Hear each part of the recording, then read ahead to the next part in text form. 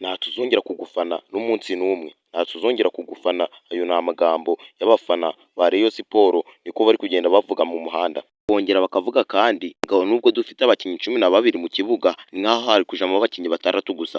Amagambo yavuzwe n'umugore wihariye mu gufana Rayon Sports, yavuze yuko yafunzwe agata abana be ariko kubera gufana ikipe ya Rayon Sports ikaba iri kumwandagaza ikamuterera ku muhanda igatuma bakaba bari gutsindwa buri munsi. Ibyo birababaje ku bafana ba Rayon Sports, ariko abafana b'agandi makipe nka APR cyangwa se polisi, ibyo biri kubyinira ku rukoma yuko iyo ubonye bakubise mukeba wawe ubyinira ku rukoma, wishimira yuko bahora bamukubita akahukana akagenda ukarusigaramo wenyine.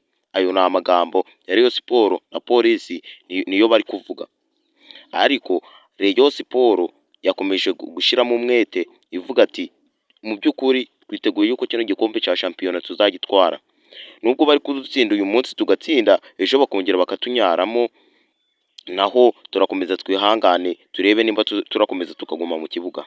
Uwo ni umuhungu wa Asumail Mwanafunzi wa kabiri.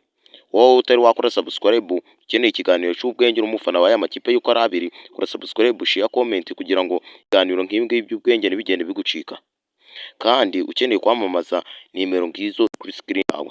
Ndabashuje uyu mupira nuze kugucika.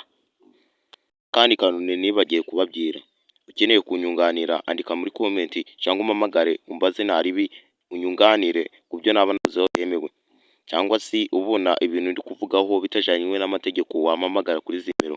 Mvugisha ukuri, ni umuhungu mwiza Asumail Mwanafunzi wa kabiri. Ndabashimira wowe wakoze subscribe nawe utari wayikora, nizere ko ugiye kuyikanda, naho utaha ntuzacikwe muri iki kiganiro cyacu cya buri munsi.